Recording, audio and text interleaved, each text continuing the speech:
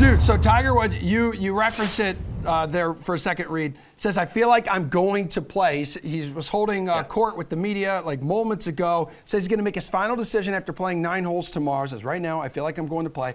A reporter asked him, do you think you can win the Masters this week? And his response was, I do. And Geoff yesterday, Reid, Geoff said that he liked the idea for Tiger to miss the cut. Maybe the bet there, which at the time was minus 115, but now to miss the cut, it's minus 140 on the DK Sportsbook. To make the cut, plus 105. Like, Reid, would you be looking to bet him, maybe besides like winning this thing overall or like a top 5, like would you go to a make or miss, or is there another bet you like with him?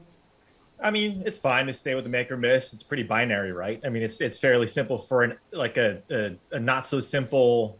Look, we have no idea what he's going to be like. All the things that we can project is what he did in 2019, what he did back in 17, and all the injuries that he's come back from and he's played well at. So I do like the fact that the positive EV bet is for him to miss the cut. It is. Like, I hate saying it, but that's it. 13 months removed from that accident, you got to think that it's just not necessarily there. But we're not going to project. Like, Tiger's not going to come out and say, yeah, I'm going to come here and I'm going to finish 17th. Like, he's going to come out here and he's going to say, I'm going to win. And that's going to prop up everyone's market and the sentiment on Tiger. And it makes a lot of sense, right, to fade that. But it's Tiger Woods. He can defy all odds. I'm just going to stay away and just enjoy it. And if you want to bet Tiger outright, there's insurance on DK Sportsbook that if he does withdraw in the tournament, that you could get your money back if you opt into that insurance. So there's that as well. Okay. All right. Yeah. So Tiger Woods now plus 3,500, Geoff, to be the outright winner here. Like a couple days ago, DraftKings Sportsbook tweeted out, he's got the most money on him to win this thing.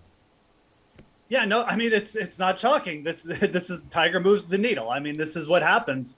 He's potentially like one of the most popular sports figures of the last 30 years. So we're not shocked. I mean, my answer to Tiger Woods this week is there's really no good way to bet Tiger Woods. I don't even think the miscut bet is good. Tiger will find a way to grind his way around this course. Augusta, you have to know how to play it. No one knows how to play Augusta better than Tiger Woods. He basically managed his way to a win in 2019. So I think there's way better missed cut bets, like your guy Billy Horschel at plus 225 than Tiger Woods. And but at the same time, I'm not betting him to win at plus 3,500. So Reid's right. The best way to approach Tiger is just sit back and watch. There's better bets on the board than betting Tiger this week. Okay, Reid. Producer Tom has slacked me and says, we do have 2 minutes left in the show. And he says, maybe if you didn't complain for 2 minutes, we would have had more time to talk golf. No, but the complaining was, I'm starting to move the needle of where we put the Masters in which block on the sweat. And everybody cares. No one cares about 100,000 games for the MLB going to the B block. Let's be honest. It's opening day. That's great. Let's be honest. This is Augusta National. People. Okay. Come on. All right. So if people are going to be betting him, Reid, because he's the biggest story right now, and you could get a lot of casual bettors, a lot of people who maybe just casual fans tuning in, looking to put a couple bucks down. You need to be paying attention to that news tomorrow after he plays those 9 holes. Yes and no. I mean, because if you're paying attention to news, it's more buy the rumor, sell the news. That's what you're supposed to be doing. If you're watching him and everything, it's a practice round.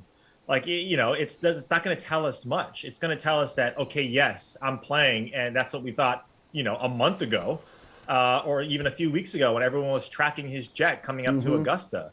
So this is not any news. I mean, I think Geoff has alluded to it on Twitter and a lot of people have. It's don't be surprised. Everyone's going to be surprised when he says he's playing by what he's doing. No one's going to be surprised. And tomorrow's not if he goes 8 under tomorrow on 9 holes, I'm still not going to bet him because it's not a positive EV bet. It's great. It's great for talking heads like us, and we'll talk about it on Wednesday, but it's just not a good bet.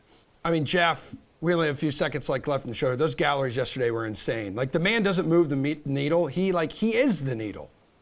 Yeah, no, I mean, and again, Tiger has ripple effects for this event. I mean, whoever's playing with Tiger, and a lot of speculation that's going to be Justin Thomas because, Justin Thomas is obviously one of his closer friends. I mean, does it have after effects on him because he's got to deal with these insane crowds and just got to deal with the aura of Tiger Woods. So that's something to watch for too. That's honestly what I'm more interested in than necessarily looking for a way to bet Tiger Woods because there's just so many variables. When we're betting golf, we want to try and get those sure things down, have more information. We have no information coming in on what Tiger Woods is really going to do here. We're just going off history and the fact that he's just been, he's the best player of all time, but coming off a 13-month layoff. So going to be really cool to watch. But, in that range, again, you got guys like Daniel Berger. Yeah.